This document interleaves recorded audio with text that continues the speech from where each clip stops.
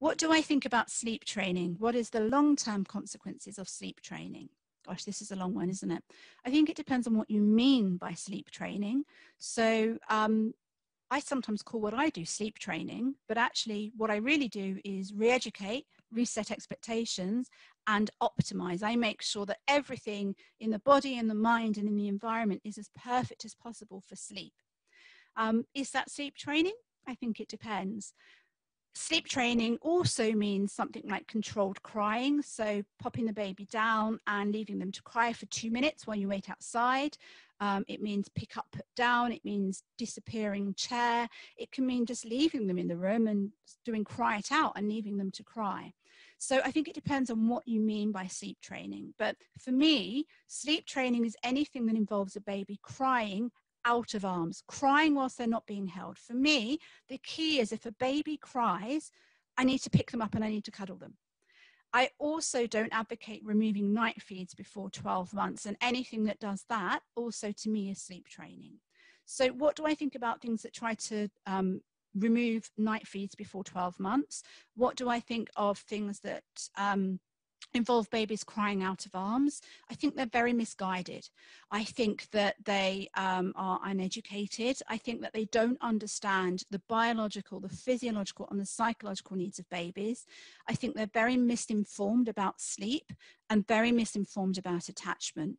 And I think I absolutely would not judge parents who do it, because sleep training advice is everywhere. We get it from friends, families, medical professionals, sleep trainers whose job it is to sell sleep training advice or books or courses. So it's their job to undermine you and make you think there's something wrong with your baby or your toddler's sleep. They need to create customers, so they need you to think that there's a problem, that there are bad habits, that you need to do something. And I think that's really unethical. But for those parents who sleep train, I think maybe they're just exhausted and they're desperate and they've been bombarded with poor advice. And I actually think parents who don't sleep train are probably quite lucky, because they've managed to find the right advice, they've managed to trust their instincts, and they've managed to get that support. So it's not about judging. What are the long-term consequences? Honestly, we will never know. There is research to show that when babies go to sleep, after a period of crying, that they haven't self-soothed, their cortisol, their stress hormone levels are still very high. They've just gone to sleep, something called learned helplessness. That's worrying, but then, you know, it was a small study and there were flaws in that study. There were also massive flaws in pro-sleep training research. So, for instance, the biggest pro-sleep training research that's used by sleep trainers, we actually don't know if the control group actually did sleep training or not. And when they tell you that they study controlled crying, they didn't, because the parent never left the child's room. So there are huge flaws actually in all psychological research. Psychology is messy. Humans are messy.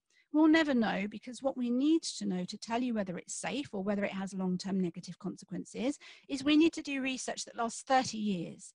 My concerns are what happens to infants who are sleep trained when they're teenagers, when they're 20, when they're 30, what happens to their attachments in adult relationships, what happens to their ability to self-soothe when they're adults.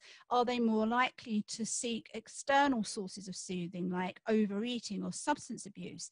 So this research will never be done, because it will take 30 or 40 years. It will be prohibitively expensive.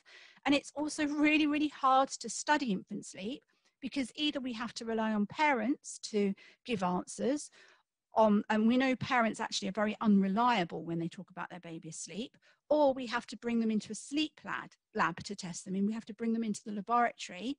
And just the very fact that a baby is in a foreign place actually invalidates all the research. So we will never, ever know in terms of science. I wish we would, but we wouldn't, unfortunately. What I do is I say, well, is it ethical? What does it achieve? Does sleep training teach them to fix all of the problems at the danger zone of my sleep cycle? So when they wake up, if I sleep train, will it teach them to calm their anxiety? Will it teach them to get a drink? Will it teach them to open the window? Will it teach them to pull a blanket over themselves? Will it teach them to do some deep breathing and meditation if they've woken after a nightmare? And of course, the answer to all of those is no. What does it teach them? I don't really know. Nobody really knows, but probably it just teaches them to stop crying. So we know that babies who are sleep trained actually don't sleep more than babies who who aren't.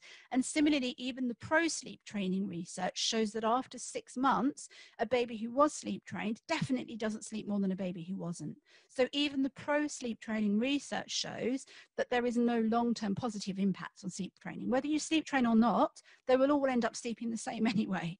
So I think for me, I answer it more as an ethical question. The thing that I say to parents, and actually what I'm going to leave you on, is do what feels right in your heart. Forget the science. Forget what everybody else is saying to you. If your baby or your toddler or your 8-year-old needs you in the night, what does your heart say? Does it tell you to respond to them, or does it tell you to leave them? Does it tell you to give them a hug and bring them in with you, or does it tell them to put them back in their own room?